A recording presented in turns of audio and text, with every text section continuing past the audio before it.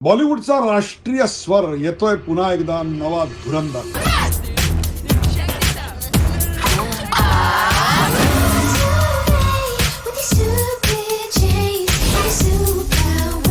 नमस्कार, डॉक्टर उदय निगुडकर शो मध्ये आपल्या सगळ्यांचं मनपूर्वक स्वागत. प्रेक्षको, धुरंधरचं गारुड काही कमी होताना दिसत नाहीये. हिंदी चित्रपट सृष्टीत धुमाकूळ घालणारा जर चित्रपट कुठला असेल तर आजच्या काळात सर्वात टॉपला कुणाचं नाव असेल तर ते आहे धुरंधरचं. तब्बल 1350 कोटीचा गल्ला या चित्रपटानं 70 दिवसात गोळा केला. आज 70 दिवसानंतर सुद्धा हाऊसफुलची पाटी उतरलेली नाही. यातल्या फायनान्शियलचे जे आकडे आहेत ते विलक्षण मोहक आहेत. साधारणतः खरे आकडे कधी येत नाहीत, परंतु 225 कोटीचा खर्च झाला असावा या चित्रपटाच्या निर्मितीला, असा एक अंदाज आहे. आणि 1350 कोटी या चित्रपटाला आतापर्यंत गल्ला कमावलेला आहे. सर्व खर्च बाकीच्या गोष्टी जाता 895 कोटी निर्मात्याच्या हाती लागले आणि त्यातून खर्च जर वजा केला तर साधारणतः 670 कोटी 70 दिवसात आले आणि गुंतवणूक 225 कोटीची, म्हणजे साधारणतः परतावा 300 कोटी इतका प्रचंड मोठा. अलीकडच्या काळात मरगळ आलेल्या बॉलिवूडला 50-60 कोटी जरी एखाद्या चित्रपटात मिळाले तरी हुश झाल्यासारखं वाटायचं. 100 कोटी म्हणजे डोक्यावरनं पाणी, 300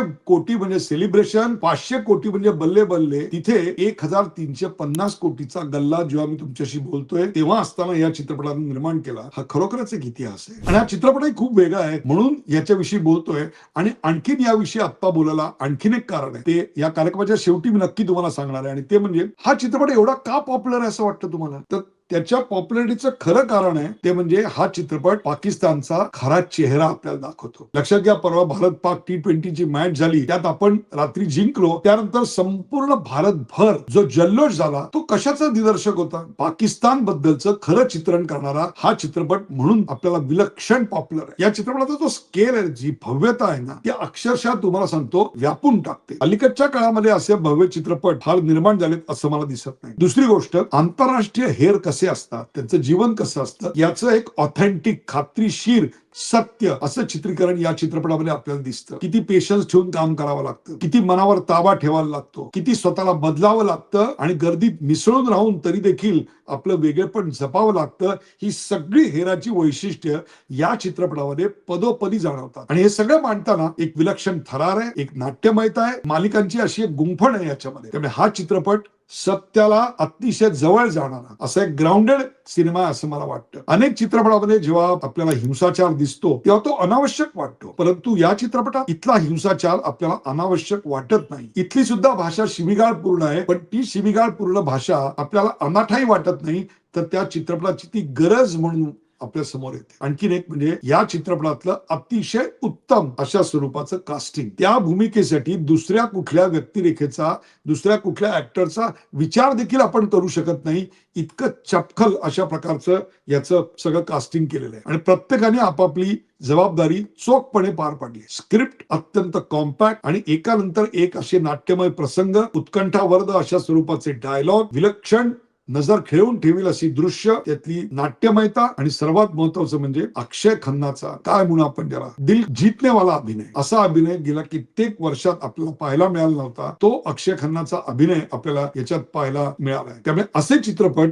हे वारंवार बनत नाहीत हे आपण लक्षात ठेवलं पाहिजे, म्हणून हा चित्रपट इतका पॉप्युलर झाला. आणि दुसरं, या चित्रपटातून सत्य असणाऱ्या अशा भारतीय म्हणजेच एका राष्ट्रीयत्वाची कथा आपल्याला सांगण्यात आली. हा राष्ट्रीयत्वाचा स्वर आता राष्ट्राचा स्वर आहे, त्याच्याशी या चित्रपटाचा स्वर जुळला म्हणून हा चित्रपट चालला. आता अशा प्रकारचे सत्य दाखवणारे चित्रपट आपल्याकडे प्रचारकी आहे म्हणून हिणवले जातात. पण मला सांगा, याच्यात कोणाविरुद्ध चित्रपटात प्रचार आहे आणि एखाद्या विरुद्ध प्रचार आहे म्हणून आपल्या पोटात दुखायचं कारण काय? कारण या चित्रपटातला प्रचार असलाच तर तो पाकिस्तानच्या विरोधात आहे. मग पाकिस्तानच्या विरोधात जर आम्ही प्रचार केला तर तुमचं पोट दुखायचं कारण काय? या चित्रपटात मनोरंजन जेवढं आहे ना, त्यापेक्षा कित्येक पटीनं जास्त दिग्दर्शकांनी, लेखकांनी आणि सगळ्याच टीमनी तुमच्या आमच्या डोळ्यात एक अंजन घातलंय. आणि ते अंजन घालताना त्या चित्रपटातल्या भव्यतेशी कुठेही तडजोड केलेली नाही. तांत्रिक सफाई हॉलिवूडला सुद्धा तोंडात बोट घालायला लावेल इतकी अफलातून आहे. यातलं दिग्दर्शन, त्यातली सूचकता, त्यातला भयावहपणा अंगावर येणार आहे. त्यामुळे अनेक प्रसंग हे तुम्हाला खुर्चीला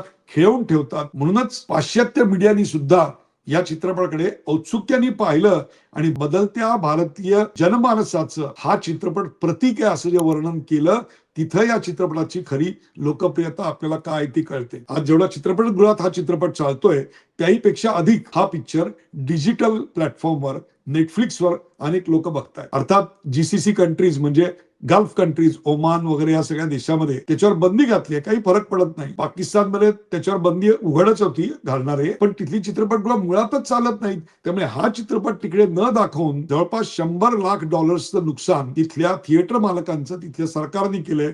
ही वस्तुस्थिती आहे. चांगले चित्रपट असतात, परंतु फार थोडे चित्रपट हे चांगले असतात आणि ज्याला एक कल्ट मूवीज म्हणतो, एक संप्रदाय निर्माण करणारी, एक ट्रेंड सेटिंग निर्माण करणारे चित्रपट असतात. धुरंधर हा त्या जातकुळीचा आहे, म्हणून याचं महत्व आहे. आणि बऱ्याच काळानंतर एक प्रकारे बॉलिवूडला काय म्हणून आपण ज्याला जान आली, एखाद्या वन डे क्रिकेट मॅच मध्ये T20 मध्ये आपण म्हणतो ना, batting, bowling, catching, fielding, captaincy, field placing सगळ्याच बाबतीत एक टीम वरचढ होती आणि 10 पैकी 10 मार्क मिळवते. तसंच या चित्रपटाच्या बाबतीत म्हणायला लागेल, सर्वच बाबतीत 10 पैकी 10 मार्क मिळवणारा हा रिअलिस्टिक अशा स्वरूपाचा एक मोठा स्पाय ड्रामा आहे की जो अशा पद्धतीनं भारतीय चित्रपटात यापूर्वी कधीही आलेला नव्हता. इतर चित्रपटांप्रमाणे देखील याच्यामध्ये एक लव्ह स्टोरी आहे, पण ती लव्ह स्टोरी अनावश्यक वाटत नाही किंवा ठिगळ लावल्यासारखी वाटत नाही, इतकी त्यात चपखल बसली आहे. हे याचं वस्तुस्थिती आहे. हा, आणि आणखीन एक महत्वाची गोष्ट, बॉलिवूड म्हणजे खान बँड वॅगन असं जे एक आमच्याकडे समीकरण झालेलं होतं, ते समीकरण किती पोकळ आहे, किती खोखलं आहे याची जाणीव या चित्रपटाने आम्हाला करून दिली. याचं कारण तेच ते म्हातारे होत चाललेले ऍक्टर्स, त्यांचे ते काय म्हणू आपण ज्याला, ज्यांचा आगा न पिछा स्वरूपाचे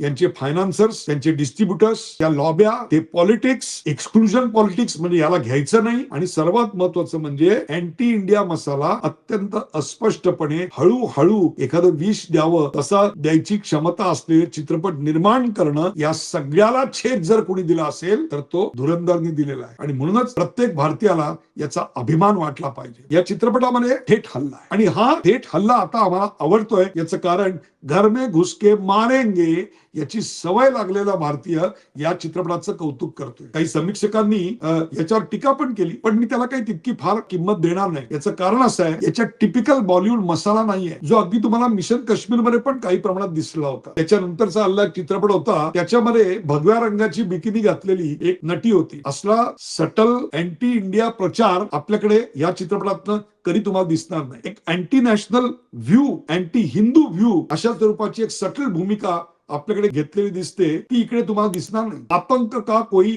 धर्म नहीं होता आणि हिंदू व्हिक्टीम नाही आहे असा तद्दन प्रचारकी मुखवटा घेतलेला आणि अशी थुकरट सेक्युलर थीम असलेला हा चित्रपट नाही. आणि टेररिस्ट हे पाकिस्तानी नसतात असं मानणाऱ्या बॉलिवूडच्या ऍक्टर्सच्या एक सणसणीत कानाखाली या चित्रपटानं काढलेली आहे. पाकिस्तान बॅशिंग फिल्म आम्हाला बघायला आवडत नाहीत असं म्हणणाऱ्या त्या 3 त्रिमूर्तींपैकी एकाला हा चित्रपट एक आरसा दाखवतो, कारण यात मांडली आहे ती एक सत्यकथा, आणि ही सत्यकथा तुम्हा आम्हाला आवडून जाते याचं कारण त्यात लागलेला राष्ट्रीय स्वर. 26/11च्या हल्ल्यानंतर सुद्धा त्यातले हल्लेखोर दहशतवादी हे भारतीय होते, पाकिस्तानी नव्हते असं मानणारा बॉलिवूड मधला एक मोठा वर्ग आहे. त्या वर्गाला हा चित्रपट विचार करायला, अंतर्मुख करायला भाग पाडतो. त्यामुळे यातल्या राजकारणाशी आपण सहमत नाही असं म्हणणाऱ्यांना या चित्रपटाच्या लोकप्रियतेचे आकडे विचारात टाकतायत ते ह्या करता. हे काय माहितीये का, तुम्हाला सांगतो, एक फार मोठं षडयंत्र असतं. 26/11 नंतर माय नेम इज खान हा चित्रपट आला. तो कशा करता आला? IPL मध्ये पाकिस्तानचे खेळाडू खेळलेच पाहिजेत